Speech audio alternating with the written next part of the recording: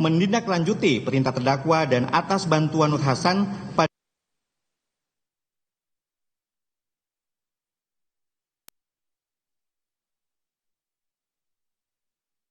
keberadaan Harun Masiku melalui update posisi telepon genggam milik Nur Hasan dengan nomor 0822 13684494 yang mengarah ke sekitar rumah aspirasi Jalan Sultan Syahrir.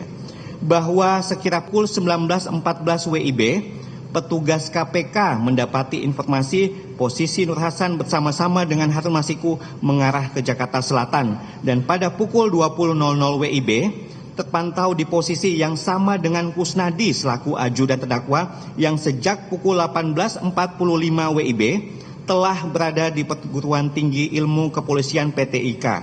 Kemudian petugas KPK mendatangi PT IKA namun tidak berhasil menemukan Harun Masiku.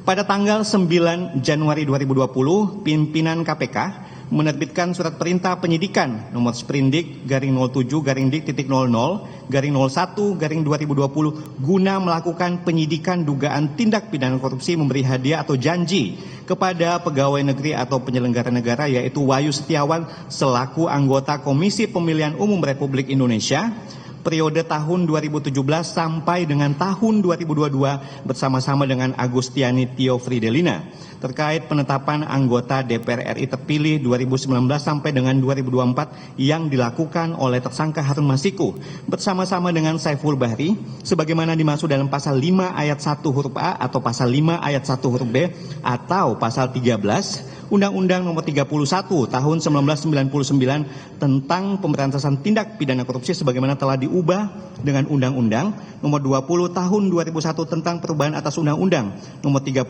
Tahun 1999 tentang Pemberantasan Tindak Pidana Korupsi junto pasal 55 ayat 1 ke 1 KUHP. Selanjutnya, atas dasar surat perintah penyidikan tersebut, pimpinan KPK menerbitkan surat perintah penangkapan nomor Sprinkap /01-dik-01-02/01-01-2020 tanggal 15 Januari 2020 dan untuk melaksanakan penangkapan terhadap tersangka Harun Masiku namun tidak berhasil menangkap sampai saat ini, sehingga pimpinan KPK mengirimkan surat kepada Kepala Kepolisian Republik Indonesia UP Kabareskrim Polri untuk melakukan pencarian DPO atas nama Harun Masiku nomor R/13-01-01-01-1/23/01-2020 tanggal 17 Januari 2020 dan nomor 29/01-23/12/2024 tanggal 5 Desember 2024. Bahwa di persidangan terdakwa membantah keterlibatannya dalam tindak pidana sebagaimana yang didakwakan, yaitu tidak pernah memerintahkan Harun Masiku melalui Nur Hasan untuk merendam telepon genggam dan standby di DPP PDIP. Bantahan terdakwa tersebut tidak berdasar sesuai dengan alat bukti yang dihadirkan di persidangan diperoleh fakta-fakta hukum sebagai berikut. Bahwa pada tanggal 8 Januari 2020 sekitar pukul 15.56 WIB, petugas KPK memanfaatkan teknologi informasi melalui update posisi sebagaimana yang diterangkan oleh ahli BOP Haddian Syahbudin yang menunjukkan posisi telepon genggam nomor 08111929889 milik terdakwa terpantau di sekitar kantor DPP PDIP sebagaimana data CDR dengan lokasi yaitu dianggap dibacakan dan satu kesatuan dalam tuntutan kami. Namun sebelum petugas KPK mengamankan terdakwa di kantor DPP PDIP pada sekira pukul 16:11 WIB didapatkan informasi bahwa terdakwa telah berpindah lokasi sebagaimana foto berikut terlampir dalam surat tuntutan kami. Selanjutnya petugas KPK mengikuti namun kehilangan jejak dan tidak bisa mengamankan terdakwa sehingga petugas KPK memantau posisi telepon genggam terdakwa nomor 08111929889. Selain itu, petugas KPK juga memantau posisi telepon genggam nomor 081219707860 milik Kusnadi yang merupakan ajudan terdakwa. di mana posisi Kusnadi dan terdakwa antara pukul 16.42 WIB sampai dengan pukul 17.45 WIB berada di sekitar Senayan, Kecamatan Tanah Abang. Yaitu izin untuk ini juga satu kesatuan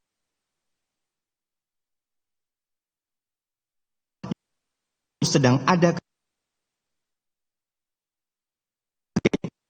bahwa pada sekira pukul 17.39 WIB dan pukul 17.49 WIB, terdakwa mengetahui adanya pemberitaan online terkait dengan kegiatan tangkap tangan yang dilakukan oleh KPK terhadap salah satu komisioner KPU sebagaimana link berita Tempo dan liputan6.com, sehingga terdakwa langsung mematikan telepon genggamnya pada sekira pukul 17.58 WIB. Di persidangan, terdakwa berdalih bahwa tanggal 8 Januari 2020 pukul 19.41 WIB masih berada di Menara Kompas. Hal tersebut didasarkan pada bukti berita online kompas.id yang ditayangkan di persidangan, sehingga tidak benar jika terdakwa pada saat itu berada di PT IKA. Yaitu linknya izin dalam tuntutan kami bahwa dalih yang disampaikan oleh terdakwa tersebut tidak berdasar karena jam yang tercantum dalam berita media online tersebut adalah jam tayang berita di media, bukan real time peristiwa terdakwa berada di Menara Kompas. Di samping itu tidak ada bukti-bukti lain yang mendukung fakta bahwa pada jam tersebut terdakwa benar-benar berada di Menara Kompas selain keterangan terdakwa sendiri. Dengan demikian, dalih tersebut haruslah ditolak. Bahwa pada sekira pukul 18.19 WIB, Nur Hasan dengan menggunakan nomor 822 84494 menghubungi nomor 0812 18901636 milik Harun Masiku yang saat itu masih dalam pencarian petugas KPK. Menyampaikan amanat dari Bapak yang maksudnya adalah amanat dari terdakwa agar Harun Masiku juga mematikan telepon genggamnya dengan cara merendam dalam air dengan tujuan agar tidak bisa dilacak posisinya dan data-data yang ada dalam telepon genggam tidak bisa diambil. Selain itu, Harun Masiku juga diminta untuk standby di kantor DPP PDIP. Dari rangkaian peristiwa tersebut ada keterkaitan antara terdakwa yang mematikan telepon genggamnya nomor 08111 92 9889 pada sekira pukul 17.58 WIB. Setelah ada pemberitaan mengenai kegiatan tangkap tangan oleh petugas KPK dengan perintah kepada Harun Masiku untuk mematikan telepon genggamnya dan merendam dalam air yang disampaikan melalui Nur Hasan. Selain itu, penyebutan Bapak yang merujuk kepada terdakwa biasa dilakukan oleh admin atau staf di DPP PDIP seperti saksi Nur Hasan tersebut maupun saksi Kusnadi dan Ratna Paramita Kirana, misalnya penyebutan tamu Bapak Pak Edward, Bapak kemarin yang ngomong besok jam 13 ada rapat tentang HM, Bapak undangan ke KPK-nya kapan, 5 menit lagi Bapak sampai, dan penyebutan oleh saksi Kusnadi minta KTP Bapak. Lalu dibalas oleh Ratna Paramita Kirana dengan mengirimkan foto KTP atas nama terdakwa sebagaimana komunikasi dalam pesan WhatsApp. Izin majelis terlampir dalam surat tuntutan kami. Kemudian dengan demikian, maka semakin meyakinkan bahwa Bapak yang menyampaikan amanat kepada Harun Masiku melalui Nur Hasan adalah terdakwa. Dengan kata lain, menjadi tidak logis jika dimaksud amanat dari Bapak adalah amanat dari 2 orang berperawakan tegap seperti anggota yang mendatangi Nur Hasan. Karena selain Nur Hasan tidak bisa menjelaskan mengenai profil kedua orang tersebut dan apa kepentingannya mendatangi Nur Hasan, kemudian menggunakan telepon genggam milik Nur Hasan untuk menghubungi Harun Masiku. Juga tidak terlihat adanya keterlibatan pihak lain, khususnya kedua orang tersebut dalam urusan Harun Masiku di KPU. Selain itu, dalil Nur Hasan yang merasa terancam jiwanya karena dipaksa menghubungi Harun Masiku oleh 2 orang berperawakan tegap adalah tidak berdasar. Hal tersebut dapat dilihat dari fakta sebagai berikut. 1. Lokasi kejadian pengancaman tersebut di rumah aspirasi Jalan Sultan Syahrir nomor 12A, tempat di mana Nur Hasan sehari-hari bekerja selain di kantor DPP PDIP. Sehingga apabila memang benar-benar merasa terancam jiwanya, Nur Hasan bisa segera meminta bantuan orang yang ada di tempat itu untuk membantu. Hal ini bersesuaian dengan keterangan saksi Cecep Hidayat yang menerangkan bahwa Nur Hasan salah satu staf di rumah aspirasi yang terbiasa melayani tamu-tamu yang berkunjung di rumah aspirasi. Selain itu, berdasarkan keterangan terdakwa, rumah aspirasi tidak pernah sepi. Oleh karena pada hakikatnya, rumah aspirasi adalah rumah rakyat sehingga siapapun yang datang akan dilayani dengan baik. 2, bahwa pengancaman yang dialami oleh Nur Hasan dilakukan di lokasi rumah aspirasi dan saat itu Nur Hasan sedang melaksanakan tugas. Hal ini berhubungan dengan stabilitas keamanan di rumah aspirasi, namun pada kenyataannya Nur Hasan tidak pernah melaporkan kejadian pengancaman tersebut baik kepada penanggung jawab keamanan di rumah aspirasi maupun penanggung jawab keamanan kantor DPP PDIP. Justru keterangan mengenai adanya ancaman dari 2 orang berperawakan tegap baru muncul saat Nur Hasan memberikan keterangan di BAP.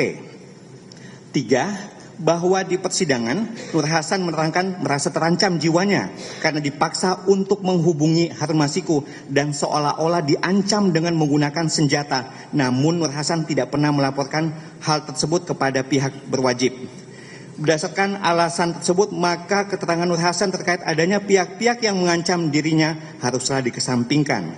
Mengenai keterangan saksi Nur Hasan yang menyampaikan tidak mengenal Harun Masiku dan tidak menyimpan nomor telepon 0812 1890 1636 milik Harun Masiku juga menunjukkan kebohongan. Saksi Nur Hasan karena dalam rekaman percakapan tanggal 8 Januari 2020, meskipun di awal percakapan Nur Hasan tidak mengenalkan dirinya, namun Harun Masiku sudah langsung mengetahui bahwa yang menelpon adalah Nur Hasan.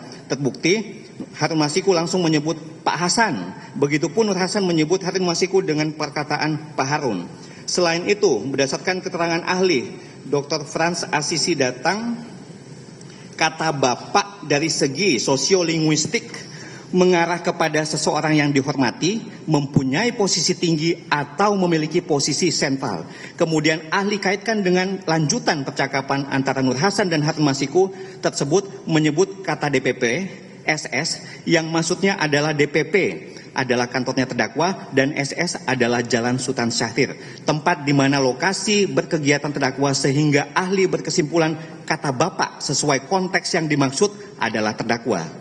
Selain itu, ketika Harun Masiku mengatakan kalimat Bapak di mana? Lalu Nur Hasan menjawab Bapak di luar. Dalam hal ini menurut ahli, dua-duanya mengerti bahwa yang dimaksudkan Bapak adalah seseorang selain di antara mereka Harun Masiku dan Nur Hasan, yang jika dikaitkan dengan keterangan terdakwa sendiri yang menyatakan saat itu sedang ada kegiatan di Menara Kompas, justru semakin menguatkan bahwa fakta Bapak yang dimaksud adalah terdakwa. Demikian pula keterangan saksi Nur Hasan yang menerangkan setelah Nur Hasan bertemu dengan Harun Masiku di depan Hotel Sofian Jalan Cut Mutia, kemudian Nur Hasan kembali lagi ke rumah aspirasi Jalan Sultan Syahrir nomor 12A. Setelah itu tidak kemana-mana sampai dengan pulang pada pukul 21.00 WIB. Keterangan Nur Hasan ini tidak bersesuaian dengan alat bukti berupa call detail record yang menunjukkan pergerakan posisi Nur Hasan sejak pukul 18.40 WIB sampai dengan pukul 20.00 WIB, yaitu Nur Hasan bergerak mengarah ke Hotel Sofian sebagaimana update posisi nomor 0822 1368 4494 pada pukul 18.40 berada di sekitar Gondang Dia. Kemudian pada pukul 18.52 WIB, telepon genggam Nur Hasan berada di sekitar rumah aspirasi sesuai dengan titik koordinat Google Maps, di mana didapat di depan persidangan. Saksi Nur Hasan menerangkan yang bersangkutan kembali ke rumah aspirasi Jalan Sultan Syahrir nomor 12A. Hal ini bersesuaian dengan rekaman pembicaraan sebelumnya yang memerintahkan agar Harun Masiku ke DPP. Sebagaimana transkrip, halo Pak, Bapak suruh kemana? Bapak suruh kemana? Perintahnya Pak Harun suruh standby di DPP. Iya. sehingga sejak Harun Masiku mematikan telepon genggamnya pukul 18.52 WIB, Harun Masiku bersama dengan Nur Hasan tidak menuju ke kantor DPP PDIP sebagaimana perintah terdakwa, namun di sekitar rumah aspirasi. Setelah itu Harun Masiku bersama dengan Nur Hasan bergerak menuju Jakarta Selatan sebagaimana titik koordinat telepon nomor 0822-1368-4494 pada pukul 19.14 WIB sebagaimana titik Google Maps, kemudian pada pukul 19.29 WIB, dan pada pukul 20.00 WIB berada di titik koordinat yang sama antara Nur Hasan bersama Harun Masiku dengan Kusnadi bersama dengan terdakwa di daerah sekitar PT IKA, sehingga petugas KPK yang bertugas mengamankan Harun Masiku dengan petugas KPK yang bertugas mengamankan terdakwa bertemu di PT IKA untuk menyisir di sekitar titik koordinat telepon nomor 0822 1368-4494 milik Nur Hasan dan nomor 0812 19707860 milik Kusnadi. Namun petugas KPK tidak berhasil mengamankan Harun Masiku dan terdakwa. Dengan demikian, keterangan Nur Hasan yang menerangkan bahwa Nur Hasan berada di rumah aspirasi Jalan Sultan Syahrir nomor 12A sampai dengan pukul 21.00 WIB setelah pertemuan dengan Harun Masiku di sekitar Hotel Sofian Jalan Cut Mutia adalah tidak benar dan seharusnya dikesampingkan. Terkait dengan dalih bahwa saksi Nur Hasan adalah security yang jauh posisinya dari terdakwa, kami berpendapat bahwa hal tersebut hanyalah dalih semata. Sebagaimana keterangan yang disampaikan saksi Cecep Hidayat yang dihadirkan terdakwa menerangkan di persidangan bahwa posisi Nur Hasan sama seperti Kusnadi sebagai salah satu staf di rumah aspirasi yang terbiasa melayani tamu-tamu yang berkunjung di rumah aspirasi. Di samping itu, berdasarkan informasi yang dapat diakses secara publik dari aplikasi Get Contact terhadap nomor telepon 0822 1368-4494 terinformasi bahwa Nur Hasan sebagai Hasan ADC Hasto, Hasan Staf Hasto ADC Sekjen, pengawal Pak Hasto PDIP. Di persidangan, baik terdakwa maupun tim penasihat hukum terdakwa mempermasalahkan barang bukti berupa call detail record yang tidak dilakukan proses ekstraksi oleh ahli digital forensik sehingga tidak sah untuk dijadikan bukti di persidangan.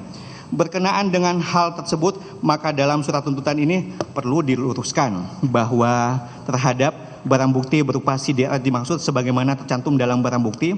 1. Barang bukti nomor 158 berupa satu media penyimpanan data berupa flash disk, SanDisk, Crusader Blade kapasitas 16 GB.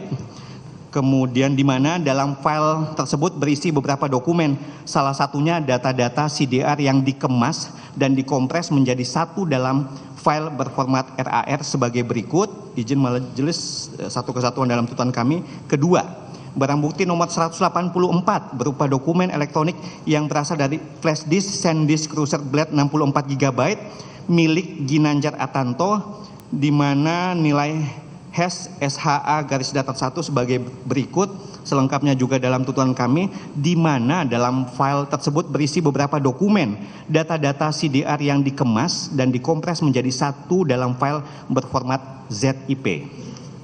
Bahwa atas barang bukti tersebut telah dilakukan proses ekstraksi oleh ahli digital forensik KPK, sebagaimana laporan pemeriksaan barang bukti elektronik forensik digital yang dibuat oleh ahli digital forensik Hafni Ferdian, terlampir sebagai lampiran BAP ahli digital forensik Hafni Ferdian dalam berkas perkara. Dengan demikian, dapat digunakan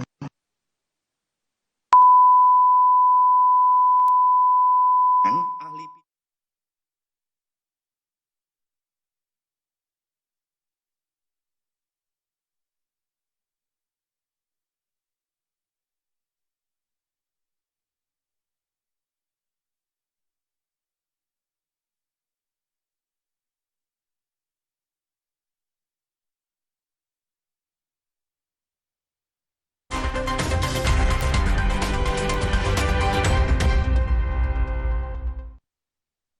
Tidak semua air itu aqua. Yang dipilih dari sumber air di gunung terlindungi, disaring bertahun-tahun oleh lapisan bebatuan, dan kaya akan mineral alami yang seimbang. Sehingga aqua terasa dingin tanpa didinginkan. Kopi delicioso ya top cup cappuccino. So Italiano. Hah? Ini baru cappuccino. Ini baru cappuccino. Milky foamnya lebih tebal dengan crunchy choco milk. Enak. Enak. Beli 2 ekstra 1. Dari Wing. Jangan biarkan siang Anda berlalu begitu saja. Isi dengan berita terpercaya. Mulai dari kabar penting dalam negeri hingga peristiwa yang menjadi sorotan dunia. Karena siang hari adalah waktu yang tepat untuk menambah asupan informasi bernilai. Kompas Siang, setiap hari pukul 11 siang. Live di Kompas TV, didukung oleh Isu matahari kembar, Presiden Prabowo Subianto memberi penegasan. isu terkini perpolitikan tanah air, ramai menjadi perhatian Dan ternyata masalah ini bukan yang mereda, makin menjadi-jadi. Dari mana mau mengatakan Pak Prabowo itu bonekanya Pak Jokowi? diulas oleh dua pandangan berbeda. Pernyataan bahwa itu adalah fake ya, atau real, itu adalah statement akademik. Aneh, bagi saya sebuah paradoks. Dua arah. Setiap Jumat pukul 8:30 malam di Kompas TV. Ini, Pak. Kalau tutupnya aja gini, isinya gimana? Tidak semua air itu sama. Aqua dalam galon yang dibersihkan 20 kali, diisi tanpa tersentuh tangan dan ditutup sempurna. Aqua, 100% murni, 100% aman. Ternyata setelah kita bisa menjangkau korban, ternyata ada pergeseran di kedalaman 600 meter. Kematian itu adalah karena kekerasan kumpul. Dengan kejadian ini kami akan mengevaluasi ya secara total prosedur pengamanan ya, SOP. Selengkapnya dalam Rosi Mendaki Rinjani bertaruh nyawa demi apa? Kamis 3 Juli pukul 8:30 malam di Kompas TV. Tidak semua air itu aqua. Yang dipilih dari sumber air di gunung terlindungi, disaring bertahun-tahun oleh lapisan bebatuan, dan kaya akan mineral alami yang seimbang. Sehingga aqua terasa dingin tanpa didinginkan.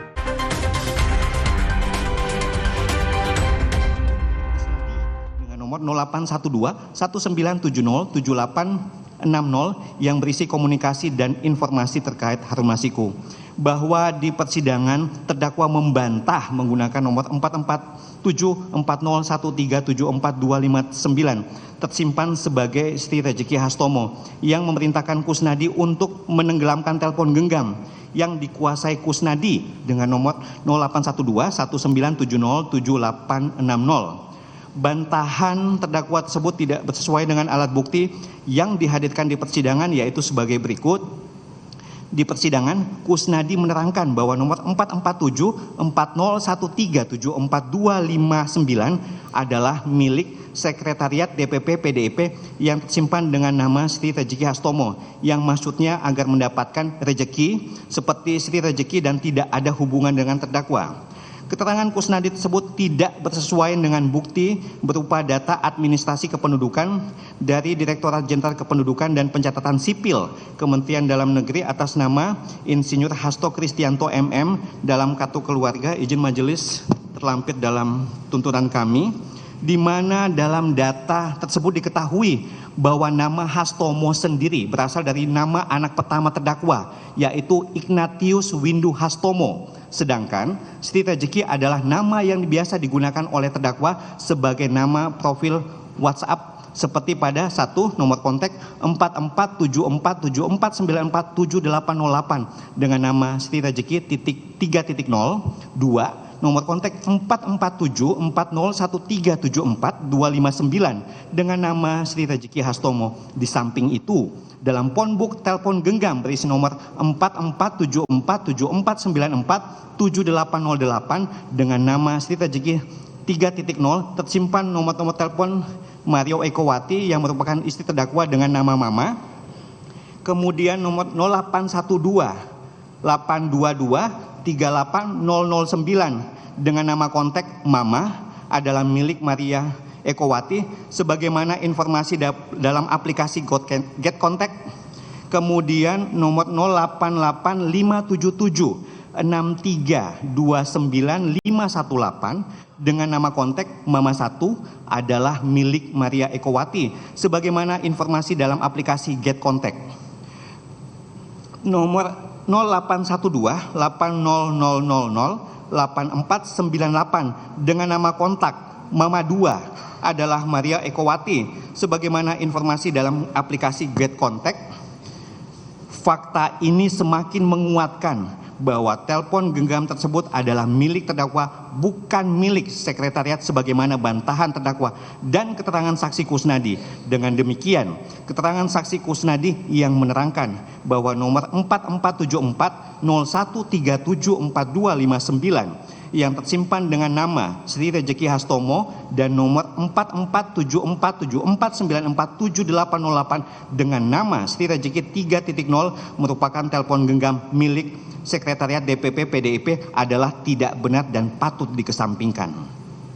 Di persidangan, saksi Kusnadi menerangkan bahwa yang dimaksudkan ditenggelamkan dalam percakapan antara terdakwa nomor 4474013744259 yang tersimpan sebagai Sri Rejeki Hastomo dengan Kusnadi nomor 447455782005 yang tersimpan dengan nama Gara Baskara adalah melarung pakaian sebagai bagian ritual yang biasa dilakukan oleh para kader PDIP yang meminta doa agar bisa menjadi anggota DPR atau yang mau menjadi bupati, bahwa keterangan saksi tersebut tidak bersesuai dengan alat bukti yang dihadirkan di persidangan sebagai berikut.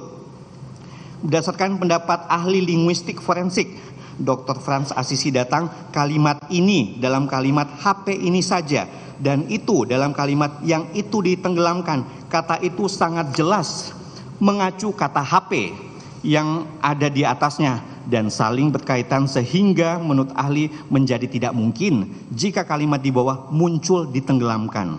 Mengacu kepada pihak lain yang tidak disebutkan kepada yang lainnya. Dengan demikian kata itu pada kata yang itu ditenggelamkan jelas mengacu kepada HP dan kalau merujuk kepada baju menjadi tidak logis atau tidak masuk akal. Dalam percakapan tersebut terdakwa memerintahkan yang itu ditenggelamkan saja, tidak usah mikir sayang dan lain-lain, menjadi tidak logis. Ketika Kusnadi menerangkan yang dimaksud itu adalah pakaian. Untuk kepentingan apa terdakwa yang merupakan seorang sekjen partai sampai mengurusi pakaian yang dikenakan stafnya setelah ritual melarung? Seberapa berharga pakaian tersebut sehingga Kusnadi diminta agar tidak sayang jika membuangnya? Bahwa sebelum ada perintah menenggelamkan, tidak ada konteks pembicaraan yang membahas mengenai ritual melarung pakaian, sehingga keterangan saksi Kusnadi berdiri sendiri tanpa didukung alat bukti. Bahwa kata itu yang merujuk pada telepon genggam untuk ditenggelamkan tidak bisa dipisahkan dengan kejadian saat petugas KPK akan melakukan tangkap tangan terhadap Harun Masiku, di mana terdakwa memerintahkan hal yang sama kepada Harun Masiku. Selain itu, perintah menenggelamkan telepon genggam tidak bisa dipisahkan dengan kondisi saat itu, di mana terdakwa berdasarkan barang bukti nomor 106 berupa surat panggilan nomor SPGL garing 3838 garing dik titik 01.00 garing 23 garing 06 garing 2024 tanggal 4 Juni 2024 atas nama Hasto Kristianto dipanggil sebagai saksi pada 10 Juni 2024 dalam perkara atas nama tersangka Harun Masiku. Menindaklanjuti panggilan tersebut, terdakwa melakukan langkah-langkah antisipasi dengan memerintahkan Kusnadi menghilangkan bukti-bukti keterlibatan dan keberadaan Harun Masiku, salah satunya dengan menenggelamkan alat komunikasi yang pernah digunakan, sehingga sampai dengan saat ini penyidik KPK tidak pernah menemukan alat komunikasi berupa telepon genggam baik yang digunakan oleh terdakwa nomor 08111929889 tersimpan dengan nama Mas Hasto Nyunyu, nomor 08111938888 tersimpan dengan nama Mas Hasto Nyu, nomor 08111423370 tersimpan dengan nama Sekjen DPP atau Mas Hasto, dan nomor 08111929888 maupun milik Kusnadi dengan nomor 081219707860 yang berisi komunikasi dan informasi terkait Harun Masiku. Berdasarkan uraian argumentasi dan bukti-bukti tersebut dengan memperhatikan ketentuan pasal 185 ayat 6 huruf C KUHP yang menyebutkan dalam menilai kebenaran keterangan seseorang saksi, hakim harus dengan sungguh-sungguh memperhatikan alasan yang mungkin dipergunakan oleh saksi untuk memberi keterangan yang tertentu.